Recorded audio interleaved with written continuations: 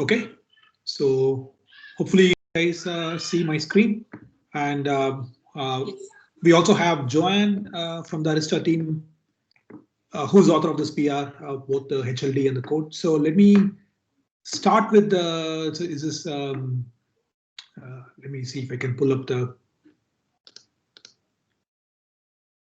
This is the code. Right. So this is a PR. I think this is a HLD. We'll start here. I think we have taken care of all the comments here. Let me see if we can open the review comments.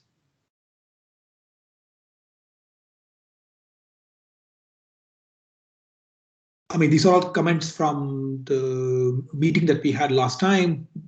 As a note, I think the updated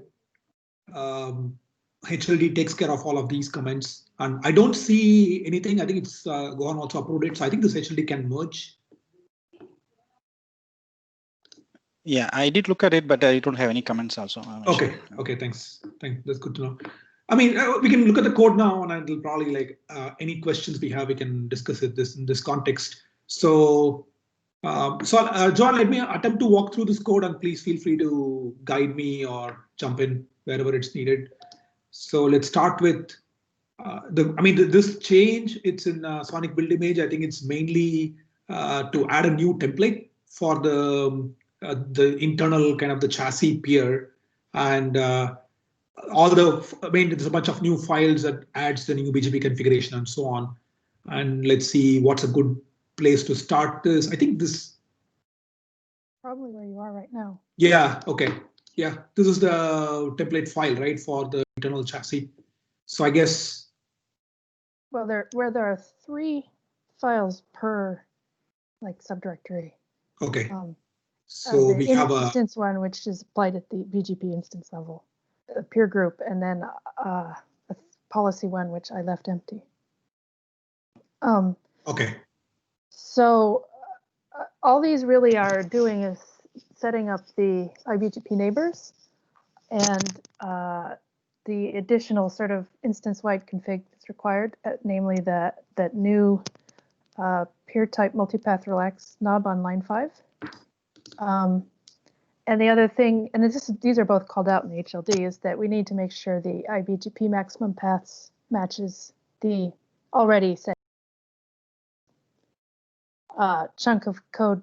Line 20 to 30 or so does that for us when a VOQ chassis peer gets introduced to the system.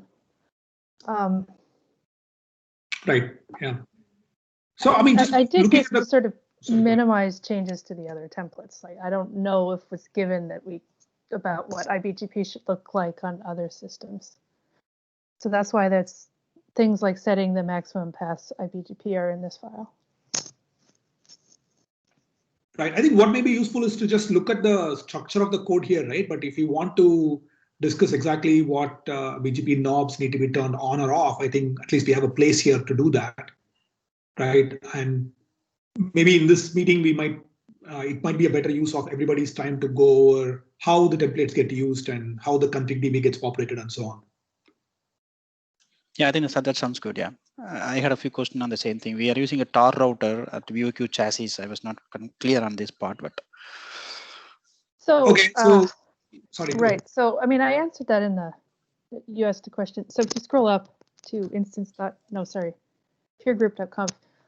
So I basically copied this file. I copied most of the file from the general template. And in that file, there are a number of other things that are set based on type and subtype, but I left in the allow AS in config. So if you, I mean, I don't feel strongly about this either way, but if for some reason you were running a chassis in this role and you have allow ASIN1 in your eBGP config, which is the general templates, then if you actually have a loop, an AS loop that you're allowing with the allow ASIN1, and then you send those looped routes to your iBGP peers, they'll drop them unless they have allow ASIN as well. So that's why I retained this portion of the general template. I mean, so the idea here is that you could theoretically use a chassis in the Tor router role, right? Is that the? It's just that I looked at the config and I said, if somebody does this, it will be broken unless IBGP follows suit. So that's why this Tor router role is checked for here. This is the only place it's used because that was the only config I found in the general file that needs to apply to both eBGP and IBGP peers in this way. So that's why this is here. Now, if we're all going to laugh, which I kind of do too, at the theory of having this VOQ chassis in a Tor router role, we could just delete these lines. I was just trying. Yeah, I am inclined to think that if this is specific to chassis, then maybe we don't need this, right? And instead, try to protect it that this is specific for, let's say, spine router. I mean, I think just by deleting this, we'll get that effect. I don't know if Joanne dropped off or I can't hear her. But I think we can. We should be able to. Let me see if I can. She's still around. Yeah, this line, yeah, I also feel probably may not be needed for chassis. Yeah. Yeah, so you got disconnected. More, we can hear you now. Okay, yeah. I mean, it's fine. Like I said, I don't feel strongly. I was just trying to make something, sure, that will catch the problem, But I'm that's totally good. fine with That's deleting. good. But I also wonder, should we leave Tor router here, or instead change to spine router for things that are specific to spine router? Well, okay. I don't think any of the rest of this is specific to the role. So one question here, like, what are the possible roles here? I don't know this, that's why I'm asking. Like, there is one role which is the type here is a Tor router, right? What else can go here? What are the other possible values? Could be leaf router or spine router. Okay, got it. Yeah, there is. I guess. So I mean, this is a template file, right? Like, there's no way to assert that this is, only for spine. Oh, actually, sorry. This is for internal BGP. This one here, or for external. This is the internal BGP sessions only. Oh, then the subtype might be okay. For the one that external facing should be spine router. But then here, what does that mean then? If it's right, what would be the That's why I didn't have any other sort of role-based stuff in the templates, because no matter where you plug this chassis in the network, you need this IBGP config. Sorry, so this type is actually for the entire device, right? Not just for a specific peer. This is for it is for a SONiC instance, yeah. So it's technically in a chassis, this might be look like a multi-ASIC case. It will be a per instance base, right? Correct. So like it's even though this template file is for the internal peer, I think you can have only one type, right? So whatever that is for the line card. That's right. Yeah. Then it should be spine router. I think so. Yeah. So another question is like, how do you use this VOQ chassis? There is a template and subcategory called VOQ chassis, right? So you created a peer group config per VOQ chassis, and you plan to use this VOQ chassis only in case of spine, right? This template itself, the entire template. There's no connection like that, right? I mean, technically speaking, you can take this chassis, put it in any role. It doesn't have to be spine. Like again, exactly. Yeah, exactly. Then you need to protect. That's what I think Rita was saying. I also felt the same thing. We need to protect saying that it's only spine rather than, because probably that way it's easier to test and everything, right? So I'm sorry. I mean, this is a template file, right? Sorry, Joanne. Go ahead. So this template only gets used if you have an entry in config.db that says this is a VOQ chassis peer. Are you saying that if that entry is present, I should ignore it if the role is not Actually, I have a question. So allow AS in, correct me, basically is to allow the routes from same AS. Is that right? Yeah, it will allow one, it's my understanding, it will allow one element of the AS path to contain your own AS.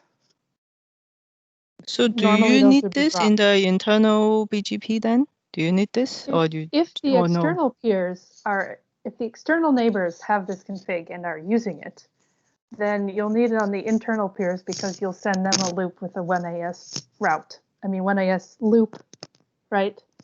And then they'll drop it for their loop detection. That's why I left it.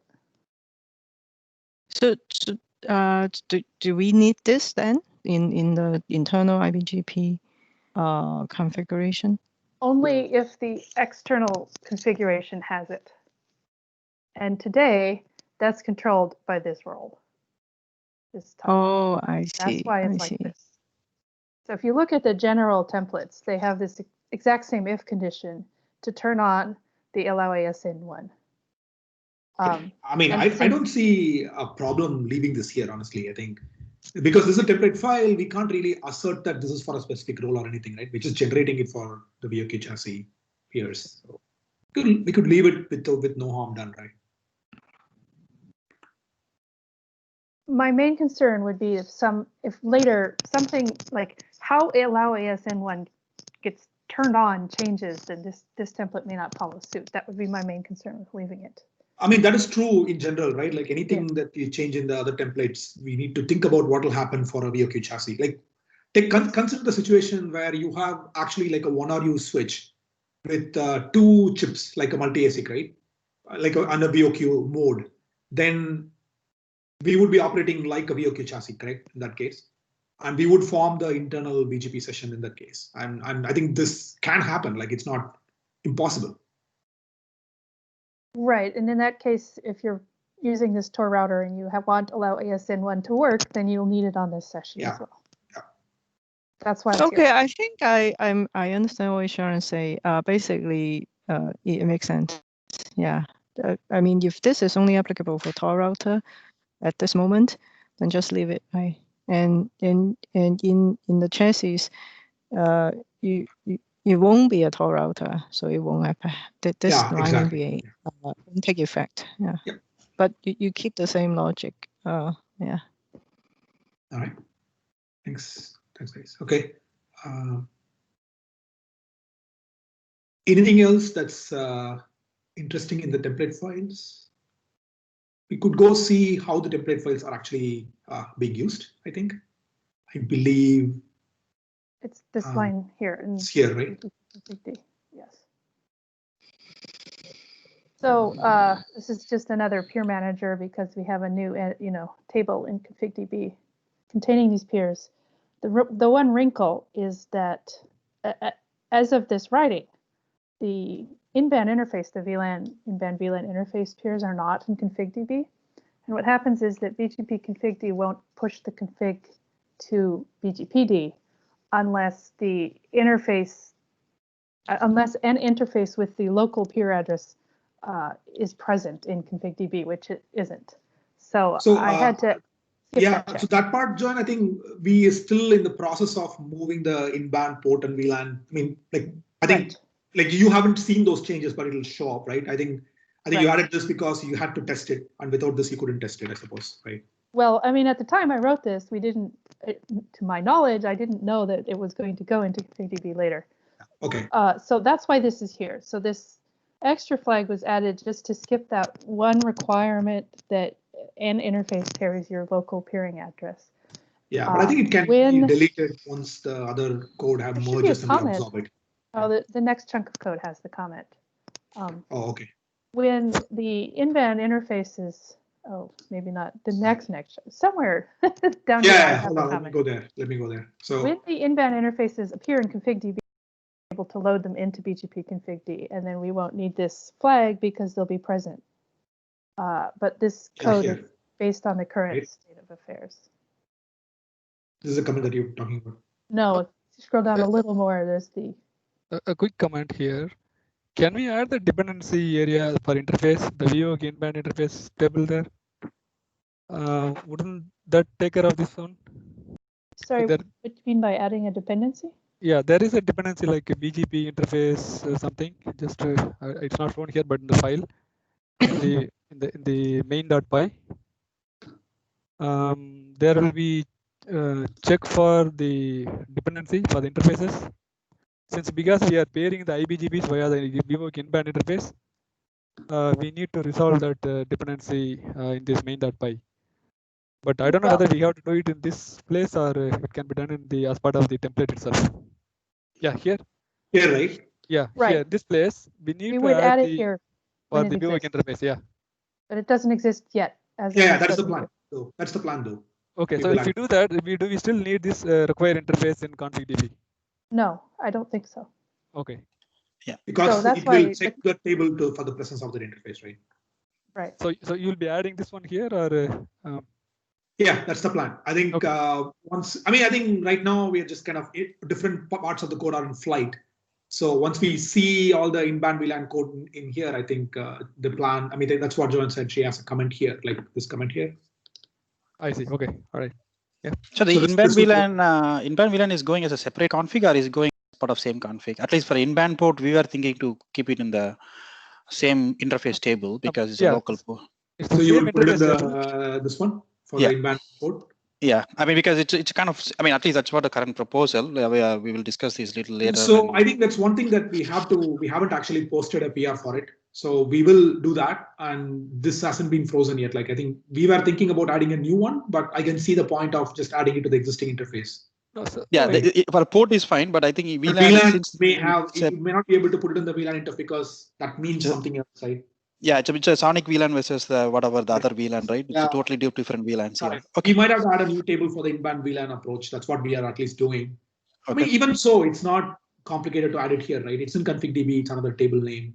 Correct. Yeah. Yeah. Then we'll add it.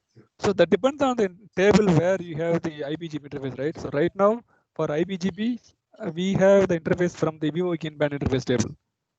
So we don't have the interfaces from this interface table or VLAN interface for the IBGP, correct? Since because we are using the IBGP interface from the VoIP interface in-band interface table, I think we need to add it here. Yeah, I mean, there is no system table in interface. I mean, system port table. We don't have that kind. I mean, it's the interface table, right? We are only having interface table. If interface table is as long as it is using the similar logic. We have VoIP in-band interface table. So that is the table from where the interface for IBGP is taken from. Correct. So that is, but with okay, yeah, we'll take it up. But that's what I'm saying. Like we could for in-band port, we are actually specifically saying that it's a plain simple interface. It's a network port, no difference. So in that case, you can consider that as an interface. But anyway, I think we are context switching to some other topic. But sorry. So I think, but yes, you're right. I think what we need to do is to use whether it's in-band port or in-band VLAN, we need to find out where the interface will be present and then use it here. Correct. That change will come, I think, as soon as we kind of put everything together.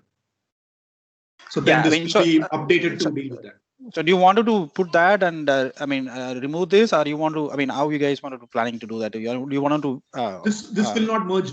This will not merge before that merges. So we will update this before this merges. Before that merges. Okay. Yeah. Yes. So that's the comment that says here.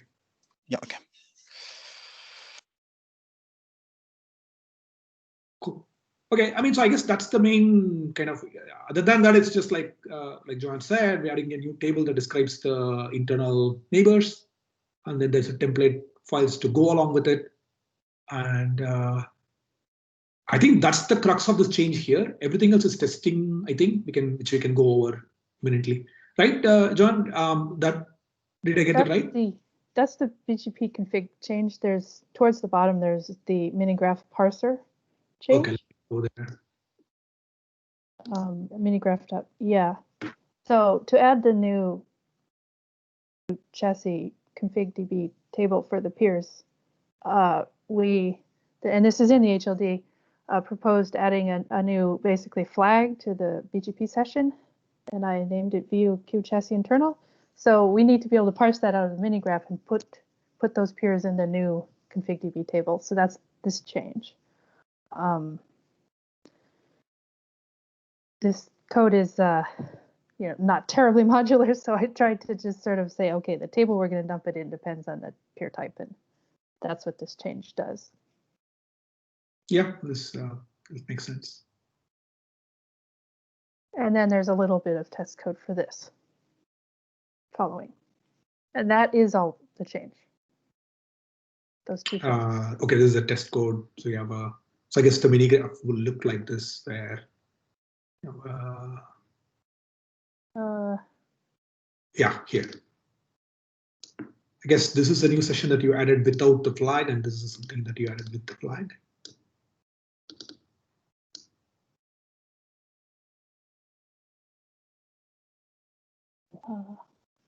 No, I'm not sure what I did there, but okay. Yeah, I mean, I think the idea was to have a session with the flag set to true, one set to false. So I reused one for the false, and one, there are many with it not set at all. And so I reused those. Sorry, scrolling too much. Apologize for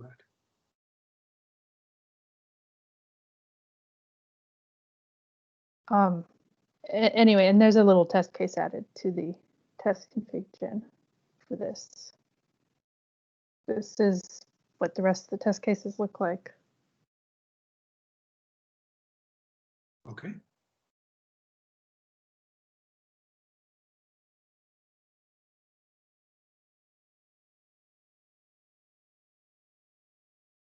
So that's what's in this, plus the large set of template test cases.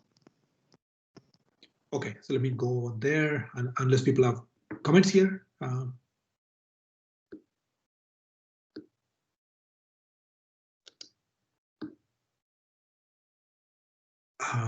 So the test code is. So all these param all.json and param base.json. Somewhere there's changed the test script itself. Yeah, I'm looking for that so that we can. Templates.py. This one probably, right? Yes. So the way test templates works is basically you tell it load tests from this directory named VOQ chassis, and then it loads every .json file, one at a time, and runs it through the templates and checks it against the .conf file to make sure they match. That's just how this test works. So all this is doing is adding the 3 new directories for the VOQ chassis templates. Yeah, I think it's probably like mimicking the other Absolutely. Cases, right? Monitors. Okay, got it.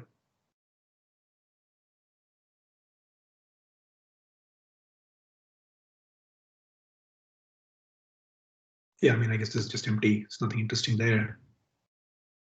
That is again copied from general. Yeah. Sort of all the flags, base, setting the timers, so forth. That's basically the same set where relevant. Okay.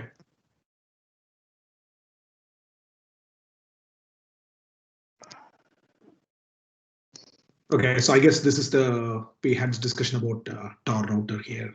Yeah, I'm good with that. Yeah. Okay. So I just had one question, like, so other than that, so the impact of BGP monitor, all of them are addressed here, right? At least I see that addressed. I just want to check you guys have anything pending to take care of it from BGP monitoring aspect. Sorry, I don't think. I mean, if you had a BGP monitor, it needs to pair with every single line card. Like, is that what you mean? Yeah. So that's part of that's part of the mini graph or the config. So there's nothing here to turn all that on. It's expected to be in the config. Existing config, right? Existing code base would take care. Okay. Yeah. I don't think the template files can address that anyway, right? It comes from the mini graph. And yeah. Okay. Yeah. So, I mean, I think we can leave this here. I think there are there's like one comment is already discussed, and the other comment is that we need to update the code once the in-band VLAN interface is in the picture. We'll do that and refresh the diff. So hopefully that'll be the last thing, and then we can merge this after that. let me move on to the other one also. And so this is the FRR change. So I don't think we can, I don't know how much time we can spend reviewing this here. The main thing I want to say here is that, so this is like an FRR patch, but I think Pavel is updating the version of FRR used in SONiC to 7.4. That's not merged yet. When that happens, this patch needs to be refreshed to target the new version of FRR. In parallel, we are also trying to merge this, upstream this into FRR itself, and we don't need this patch in SONiC, but that may not be immediate. That's the background for this change. I have a question. Just curious if you will take any of these changes to FRR and the previous set of minigraph related BGP, IBGP information that was there in the previous slide. Yeah. If you will be using that in any test case, adding any test cases to the BGP under SONiC management, if you're planning to use any of this. Yeah, I think, I mean, John can probably answer this better. So the idea is that we will add tests. I mean, the FRR tests are different from the SONiC management tests, right? Yeah. For SONiC management, we were planning to add tests. I don't know whether I would call it BGP tests or more like distributed routing tests. Yeah. Joanne, do you have any further plans on that or thoughts on that? Okay, so there's not an FRR specific test added here because they don't have any tests in this area. There no, are it's more like implicit test of routing as such. Correct. We are planning to add that in SONiC management. Yeah, that's what yes. So John, the SONiC management tests are sort of the end-to-end test that runs against the switch, right? Using the whole SONiC management infra. The test I wrote to date uses the virtual chassis topology, which lives in SONiC SWOSS, which is why I'm sounding confused. Yeah. So I get it. So this is more like a unit test, right? That's what this is saying. More like a unit test, yes. Correct. But we are planning to add I know that SONiC management has an existing like a BGP test, and there are also like routing tests. We were thinking about adding routing tests that can run against. Yeah. The reason I brought this up is because of the IBGP schema, right, in the mini graph. Mm-hmm. So since that is, if I understand it right, that's getting introduced with this, right? Yes. Yeah. So I was just wondering if there'll be coverage there also. So yes, I think certainly as part of the SONiC management test setup for a chassis, the mini graph generation needs to take into account these BGP neighbors and actually put them in the configuration. Yeah. Okay. So I guess minigraph is the one thing that needs to get decided first then. Yes. Okay. Holistically, I think. Correct. Yeah. I think that will probably be required even for any basic test, right? I think this needs to be functional for the basic tests to work also. Yeah. Okay. Okay. So I mean, feel free to like add comments offline, but I think we have covered most of the topics for BGP. So if there are no further questions, I wanted to switch to the fabric discussion. I had a question. Sure. So this PR is addressing only VOQ chassis, right? How about like a non-VOQ chassis that would need a different set of templates? That's correct. I think that is correct. But so, I mean, like the existing, what's the approach taken for the multi-ASIC case today? Like, is there, I thought there was like a back-end, front-end, and there was some proposal to standardize it. Yeah. So for the multi-ASIC, I think Judy has a PR where he has a separate set of templates for internal neighbors. Interesting. Okay. Yeah. So it's just like you need a PR for BGP configuration for internal BGP sessions, right? And the external will be taken care of by the general templates. Correct. So if in this case, it looks like this is specific to internal sessions on BOQ chassis. Correct. So I mean, but that does bring an interesting question, though, right? Like, yeah, exactly, right? Because now you have a role, now you have a template, which is you have a backend role, and the role itself of this chassis. I mean, these routers will be a spine layer. So then you could technically do what the Tor logic, right? In that template itself. It just, I mean, there are two things very similar.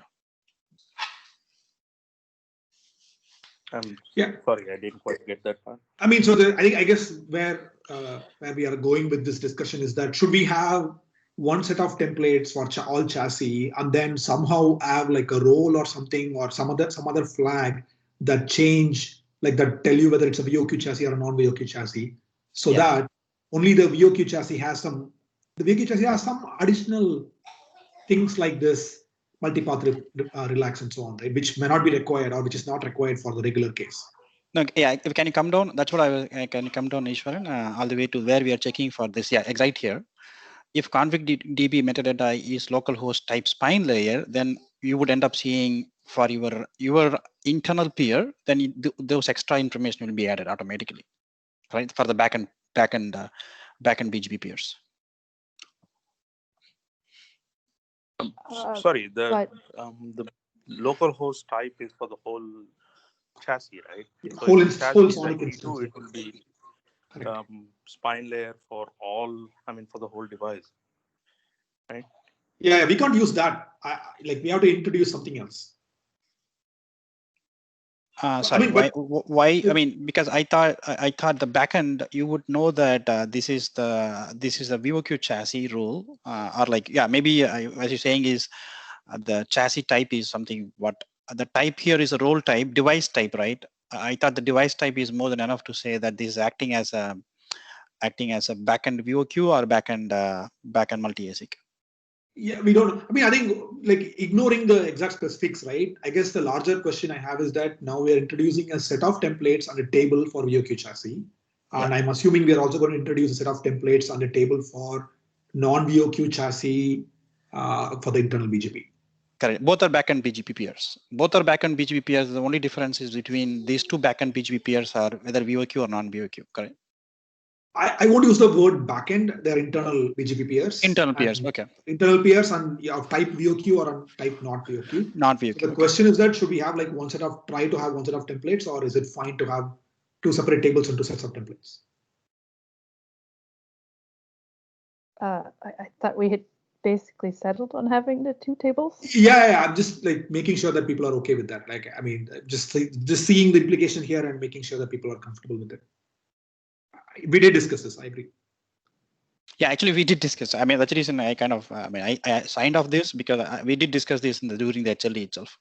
And you said that the reason that the templates, I remember the reason was that in the template logic of FRR, probably that's cleaner rather than trying to do common work across using same template. It becomes if and else condition, right? Essentially. Right. That was my right. my But thinking, yes. so we could potentially have like one set of templates for all internal neighbors. The internal neighbor could be in a VOQ chassis or a non-VOQ chassis or a pizza box multi-ASIC, right? Instead of having three different set of templates.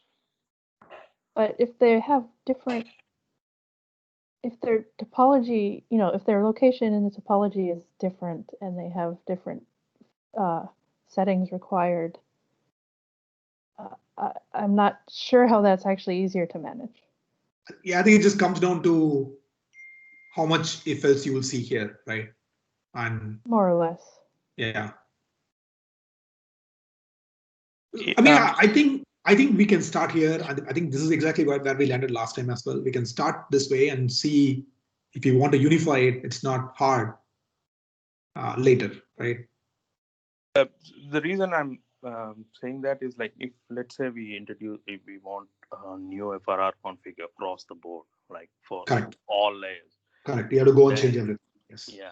So I mean, there are trade-offs involved. Yes. In internal and external sessions, just two type of like big buckets of sessions. We have now like 4 buckets. So. Sure.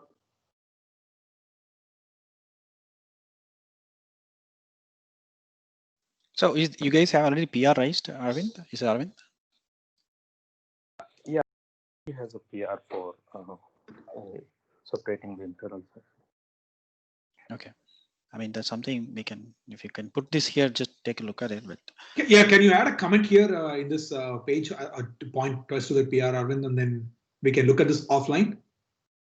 And we can, like, if there are substantial differences, right? It's almost like the entire template is now different between these two cases. Then I guess manageability becomes hard, right? Like the case you talked about where you want to add a FRR configuration for like all the cases.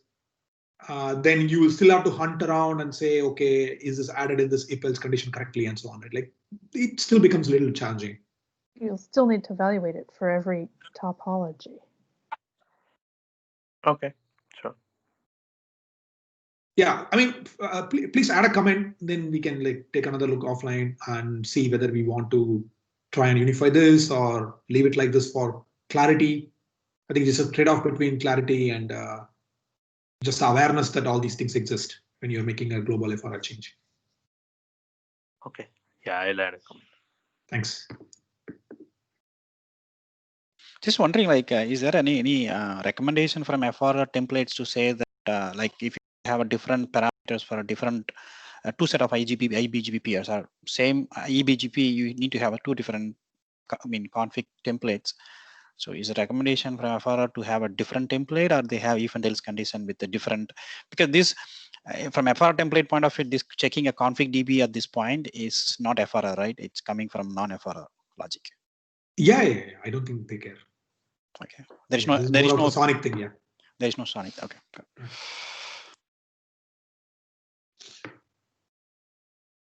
Okay.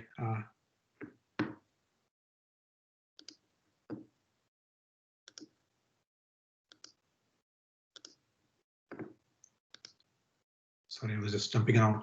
So yeah, I mean, I think feel free to add more comments, right? But I think as long as we can address the comments, we probably should be okay to merge for these two PRs based on after absorbing all the in-band VLAN changes, and we can discuss more offline if needed. We have about 30 minutes, so I think maybe it's useful to switch to the fabric discussion. And I think there were some comments after the previous version, and I updated the HLD. So I thought we'll start here. I think Rita had some comments that I have actually updated. So let's see. I think I'll go to the document and I'll highlight what changed so that we can quickly go to only the changes. So I think we discussed this last time that the counters can be in the counter DB. So that is what I think we are proposing here. Basically, we are using the flex counter thread, and these are the counters that a fabric port will have, and it will be collected as part of the existing flex counters thread. And the thing that's going to be in state DB is status of the port, like up or down. Are there any CRC and things like the remote switch ID and the remote lane? So this will be so the status and the counters are now in separate tables like any other port.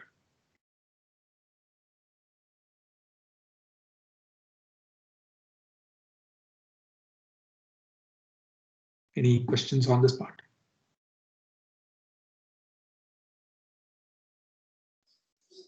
No, I think. Yeah, okay. And then the other question that came up was about like what do we do with things like LLDP, TeamD, BGP containers for the Fabric ASICs? These are not required for the Fabric ASICs. And I mean, so this is a proposal which I wanted feedback from everybody in this meeting. So today, I think we generate for a multi-ASIC case, we have this generated services conf file, which will basically lists all the services that are replicated per each ASIC. And then the systemd SONiC generator reads this file and generates the service files for each container, right? But we don't want to do this for the Fabric ASICs. And I think the idea was that we will add like a new per platform file. And that will basically say, okay, for ASIC number 0, these things are not needed.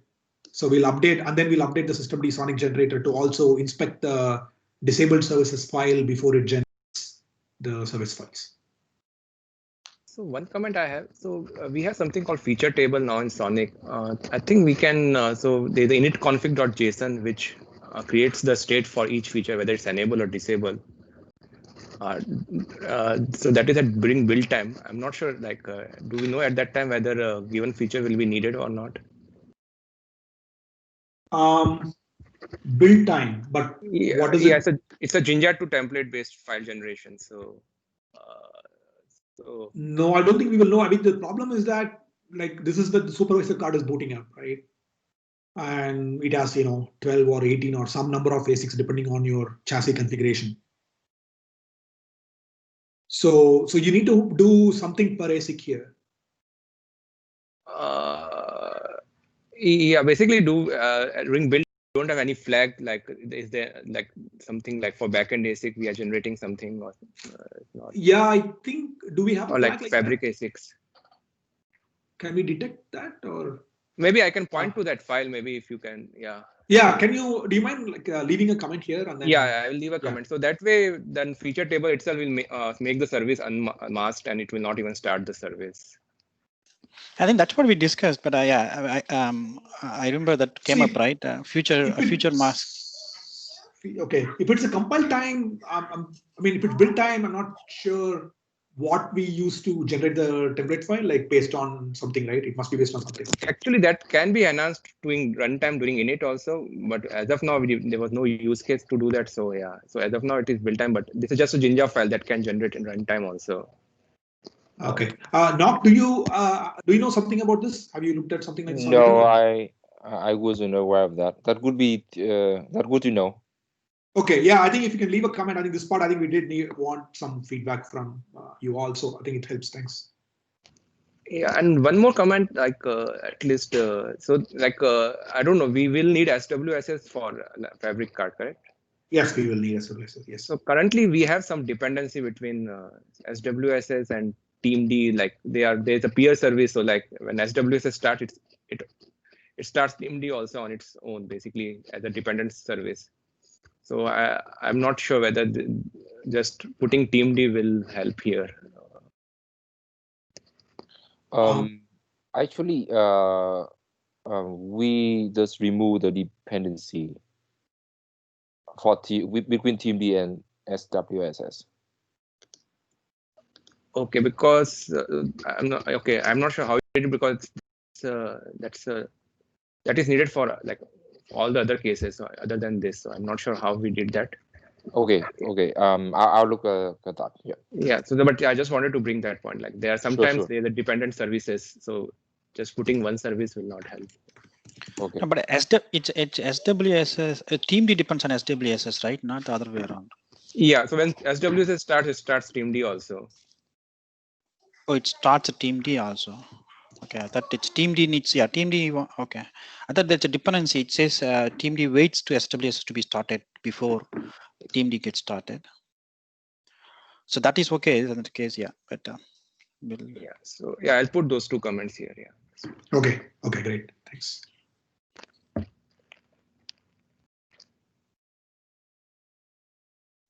Yeah, I think that those were the main comments that I have updated the document for, and there were some adjustments to the CLI format and so on, but otherwise I think it's the same. We can switch over to look at some of the code changes now based on that HLD. So anyway, before I go there, yeah, sorry. Yeah, before that, can you go to that section where for the hard swap also, right? There is a future future. I mean the future. So that's going to be used. Same thing. Runtime. The future mask to detect and run the. I mean, always going to turn off the SING-Ds. Yeah, I think I think it's going to be piggyback on this get change event, right? That's what I think we discussed in the PMON. Now, get change event is okay, but I'm saying that the future mask. So maybe Abhishek can comment here that. So Abhishek, so the future mask can be turned off. I remember Guhan mentioned that in the previous doing this review of it, is that we could use that. We'll set a maximum number of ASICs in this case, fabric ASICs, and based upon the presence of the fabric ASICs, you will turn it on or turn it off using this future mask. So is it currently supported in SONiC, or is it something you need to do it?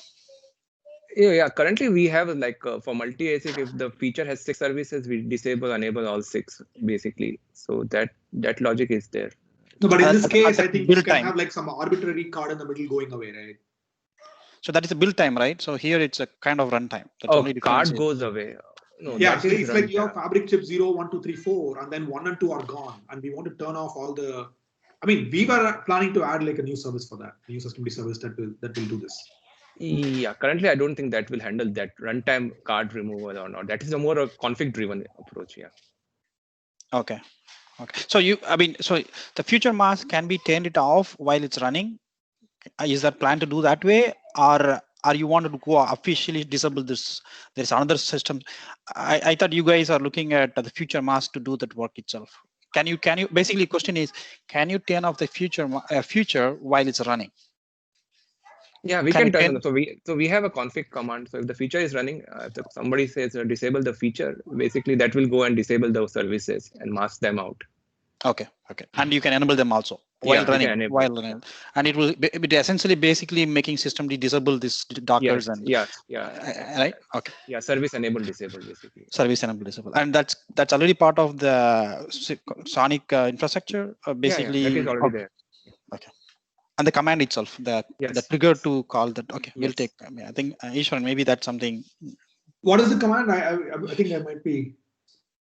I think it's a config feature state enable disable, feature name enable disable. So your systemd, monitoring guys, this gets it change event API will ultimately has to call that, so that to disable this. Yeah, probably set of stack we will be disable them. Like for example, set of like ASIC 0 gone, then you will want to disable SWSS 0, syncd 0, and all of it, right? So. Sure. Although I want to be frank though, I don't think we have really paid a lot of attention on hot swap events yet, right? Like this is something that we will deal with it at some point, and so I don't think we have the code changes for this either. Nock, please correct me if I'm wrong. Oh yes, we don't do that much yet. Yeah, so certainly I think when we get there, we have to look at what's the right way to do this here. But we are planning a new service to at runtime detect which ASICs are gone, and like each platform vendor will implement the exact mechanics of detecting the hot swap events. But then once that is done, a common systemd service will deal with turning on and off the service pulse. Okay. Yeah. And the other thing is that you have counters. The status, is there an output? Where are you going to show that out status? This one. That is in the config. I'm saying in the operational command like CLI commands. Yeah. Commands. Show fabric status. Okay. So I think we haven't added this command yet. Okay. Yeah. So but I think yes, it'll effectively show what's in this state DB fabric port table for a fabric port name. So this is not configuration, right? This is a state DB. Oh, this is state DB. Okay, this is in the state DB. Okay, you're going to implement show that here. Yeah, okay. Whatever this is here, I think the format is something that we can discuss, but I think essentially this information will be there. Yeah. Okay. Yeah, that sounds good. I think Rita also had a comment where we can show only the errored links because there'll be a lot of fabric ports. That's also something that we will do. Error links. It's like show fabric status errors, right? So that. Oh, okay. Filter out that. Yeah. Okay. Yeah. Right? Got it. Mm-hmm.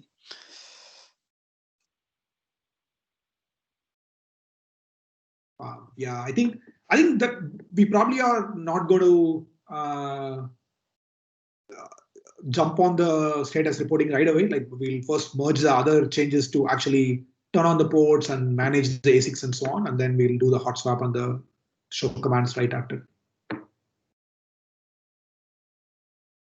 Okay, switching gears to the fabric code. Nock, do you want to see this one first? This is the SWSS change or build image? Which one? Maybe you can look at the build image. Nock? Yeah, I mean the 1459 is the main one. Okay, let's look at this one then, right? So I guess I think this is something that we were discussing earlier, like there is a port SORC, but fabric ports are sufficiently different now and probably don't need most of what a port SORC has, so that we have a separate fabric port SORC. And this is the new file. So let's go to the beginning here.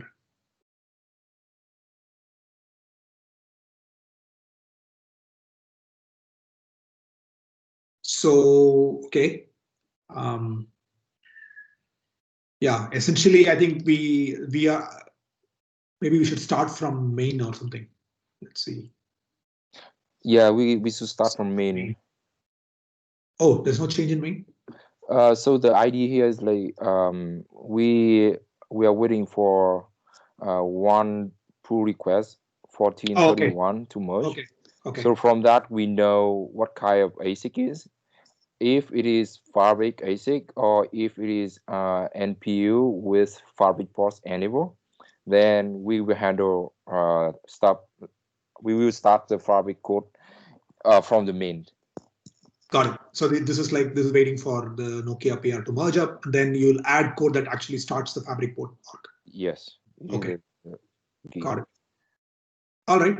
And I think, so this is all just code that will turn on Fabric ports arc, I think. So let's go to the Fabric ports arc now. So I think maybe we can go to like Fabric Ox Diamond. Maybe take a look at Ox Diamond CPV. Yes. Okay. Could you go down a little bit? Go to the end, I think. Okay, here. Yes. So if it is a Fabric ASIC, then we will start Fabric Ox Diamond. This one is like much simpler than the existing Ox Diamond, which is used for NPU. So there are a lot of stuff in Ox Diamond for NPU like VLAN, NAT, which are not applied for Fabric ASIC. So that's why we separate them here. So basically we override, we like derive from the Ox Diamond with Fabric Ox Diamond, and we override the function init, and inside that we start two threads. One is Fabric port Ox, that is to manage the Fabric ports, and we start flex counter Ox, which basically set up the port counter map and queue counter map in flex counter DB. So what happens with what happens in an NPU with Fabric ports? Yeah. So can you go up a little bit? A little bit more. Yeah, here. Yeah, here.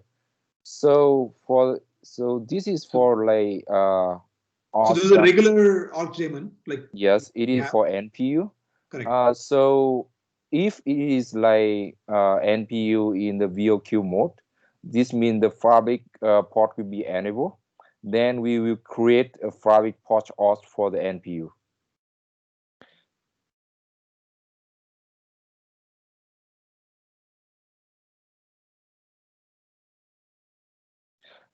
So yeah, so if you guys don't have any question about that, so maybe we can start with we can go to Fabric port Ox to see what it does. So I think in summary, if you have a like a NPU, like a forwarding chip with some Fabric ports in there, the regular Ox Diamond runs and it will start this Fabric ports arc in addition to all of the other things it's starting. If you are managing a Fabric ASIC, then the regular Ox Diamond isn't even started. What starts is this Fabric Ox Diamond, which starts the Fabric ports arc and the flex counter arc, nothing else. Yes, that's it. All right, cool. What is this? But how do you discover the ports? I mean, so okay, you're adding that. Sorry, maybe if you're going to cover that little later, you can skip this question right now. But in case of NPU with the Fabric ports, right. With network ports and Fabric ports, yes, it's empty for now, and you're going to discover them. Yeah, I think it's there at the beginning of the Fabric ports arc. I think. Okay, we'll get that. Just a quick question here. So this one, I'm just noticing this. Yeah, one function in like Ox Diamond is to drain the events. So if Fabric port, for Fabric ASIC, then we don't have like G switch Ox, we don't have a G port Ox. So they are none. So here's like I just add something to like not crash for fabric ASIC. Yeah, so that makes sense, but like you're already in. So I mean, the assumption is that in here, the only thing you're already in like an NPU mode, right? You're not managing a fabric ASIC here, right? So this function is shared for Yes. fabric ASIC and NPU. Okay. And it is shared for all. And for fabric ASIC, it doesn't have like G switch off. So I see. So you want to like have, I mean, I was wondering about this part. So I think this if check is required because you have you move this entire for loop inside because you want to do this only for NPU where ports exist. Exactly. That's it. Okay. Okay, so now let's go to the fabric ports arc. I think that's the question. Where should I go first? I think so. Get fabric port list, right? This kind of the first thing that happens. Right. Yeah, here. So here there is one assumption, like after we initialize the chip, either it is NPU or fabric ASIC, on fabric ports will be by default. Yes. So the function get fabric port list actually just like query the ASIC and get the list of fabric ports.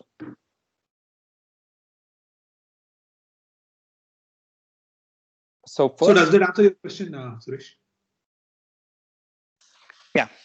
I mean, so the idea is that the bcm.config file or any other file will basically initialize all the fabric ports by default, and everything is powered up, and we get the list of fabric ports by calling the SAI API. Okay, yeah. So you're going to get API. I see. Correct. Okay. Get port here. Get port get list. switch attribute. Yeah, here, fabric port list. Yes. Yeah. So after we get the list of fabric ports, we keep it in our database. I mean, fabric yeah. Yeah. And then we do one more thing, like generate ports. That function basically drive into the flight counter DB a set of counters that we want SIND to collect for us. So based on the list, SIND collects the counters and then update the database. I'm sorry.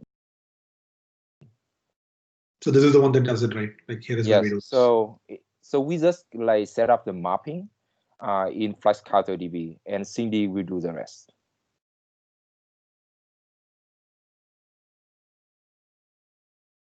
To be more specific, can you go to the port starts IDs?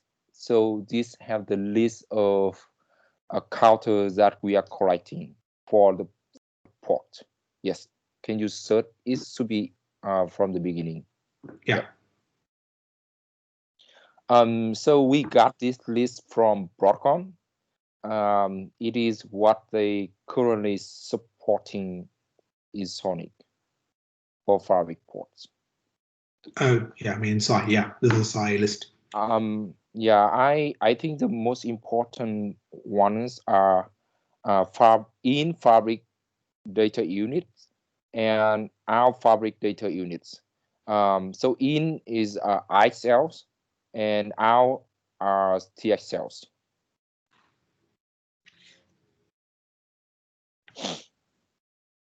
So, I mean, we want to walk down the path here, like after we do this, so then it's done, right? Like then the initialization is done. After that point, sorry, where am I? Yeah, here. And then, so this loop becomes update fabric port state. Yes. So so this function is run periodically. Right now is 30 seconds, and we are able to configure the interval.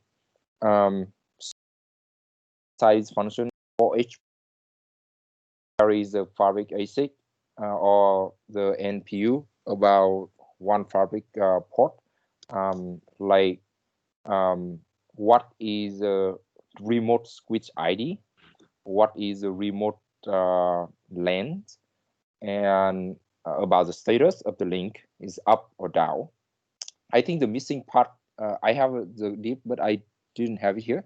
It is about like the CIC error, about the link errors. I would update it. You'll update the this function.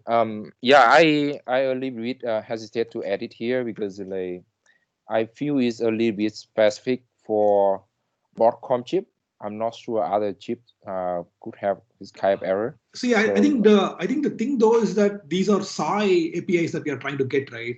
So I think it's okay to make the call here, even though it's for now specific to Broadcom. If you imagine some other implementation of cell-based fabric, it would still be meaningful.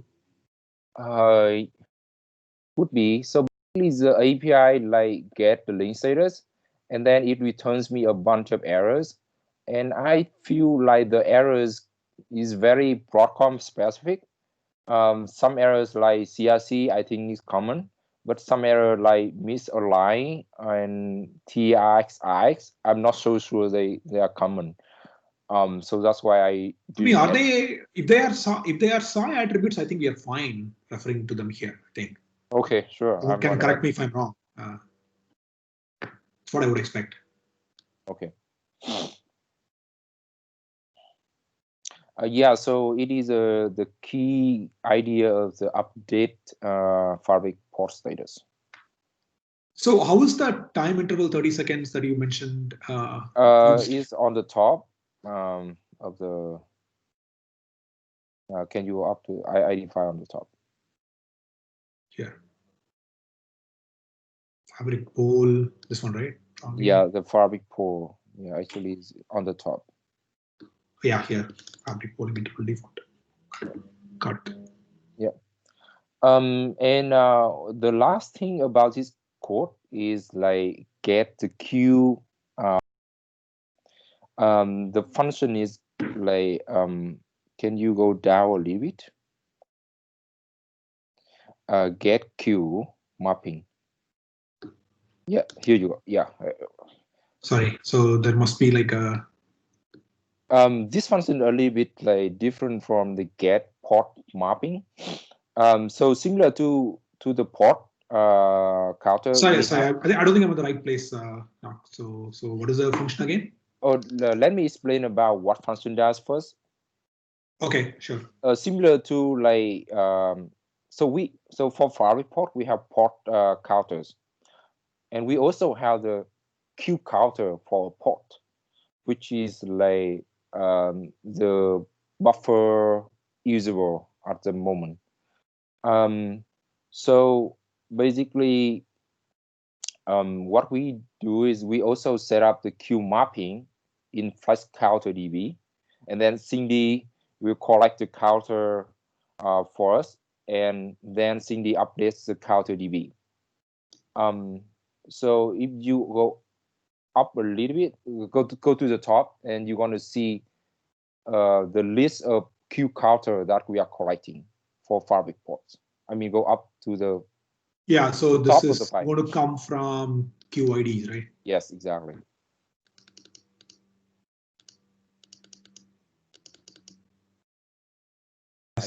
Go to the top of the. Okay. So yes. Is it means that fabric port has a queues? Yes, it has a queue. I see. I mean, honestly, it's a really shallow queue, but they have queue counters, and we can spot some errors rarely in these cases. Yes. I see. So how many queues? So basically, it's like you're going to have that. Okay, let's keep going here. Yeah, I mean, like it differs. I think it depends on how the configuration is, but bottom line is that you can imagine there's only one queue per port. Okay. Yeah. And S1, can you search me where we run the get queue starts? Is this one right? Where? Yeah. Please. This is generate queue starts, right? This is actually the one that adds all the queue statistics into this. Is a flex counter database. Yeah, flex counter database. can you search where we call that function? I would like to explain it a little bit. Yeah, sure. This one, right? Yep. Okay, that is the yeah, please. So different from the port counter that we define inside the Fabric port org, for the queue counter, actually we set up the mapping here. I think the reason is like we don't want to set up the queue at the chip boot up. I think probably related to like performance issue. So that's why we have a bunch of like generic queue map for NPU here, and we are doing the same thing for Fabric ASICs. And that function, I mean, that piece of code will be called in SWSS by the script and our enable counters. This is the flex counter arc, right? Okay. Yeah. So it's I mean it's different from the previous one, from the port counters. So I just want to explain it.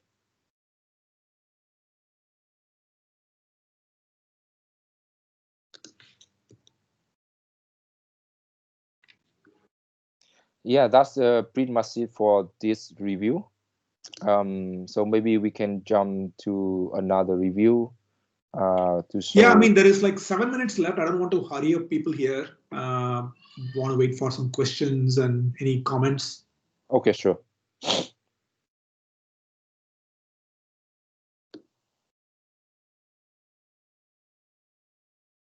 I mean, at a high level, I think, are people comfortable with the idea that we have like a fabric ports arc and how the counters are being added to the flex counter? So the state monitoring is, can go to the state monitoring. So it Sure. is. This is the state monitoring. That's the one that's being done by the fabric ports arc. Okay, so this is the currently 30 seconds, and there is a notification coming from SAI, right? So that is an async notification is being handled here, or is it like only poll? No, I think it's polling. There is no notification from SAI. Yes, it's polling.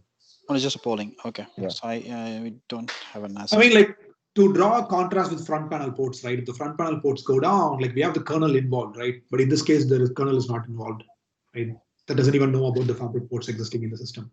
Correct. Yeah, there is no config, there is no kernel, there is no upper stack. It's basically everything stays within SWSS. That's fair. Exactly. That sounds good. Right. It's just a mostly read-only object, and at the maximum you have that platform-specific config to provision them, mapping and lane mapping and everything are like that's okay. Yes. But okay, just wondering, like, does it make sense to have a notification done for a fabric port, or it's today I don't think the SAI notifies. I mean, like the only notification that I think, for example, front panel ports, right? It's not the SAI driver, but it's more the kernel driver that actually does the notification, right? Like yeah, the problem with this, like within a 30 seconds, it went up and down. You don't know that.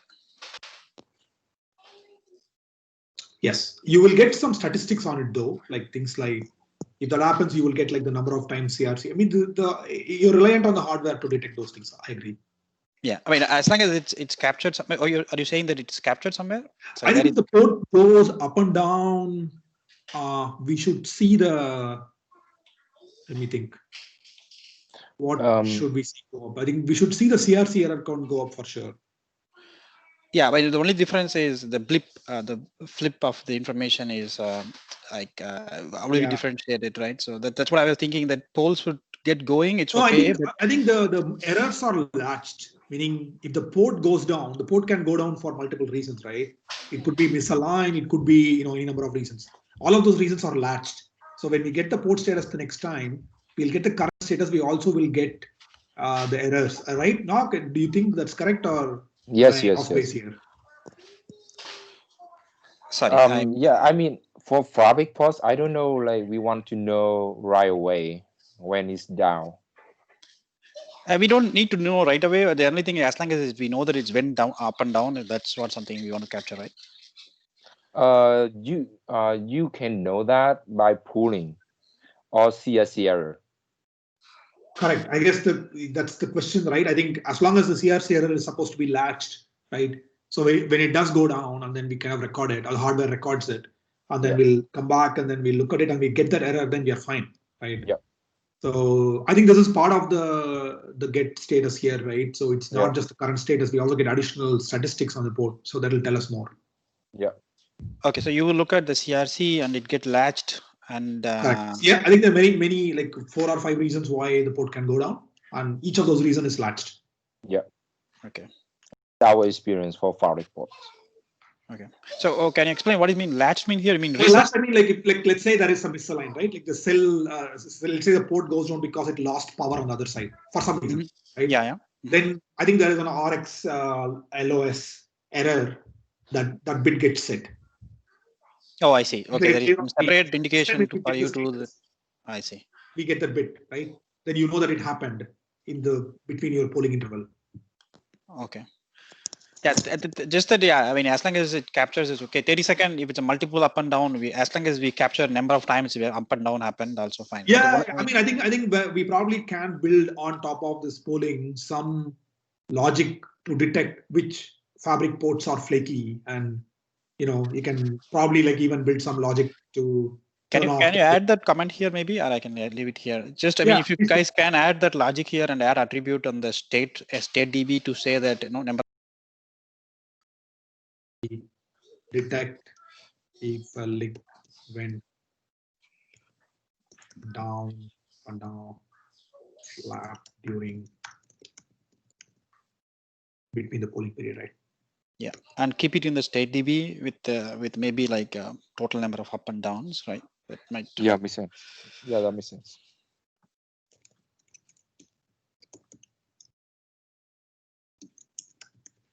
Okay.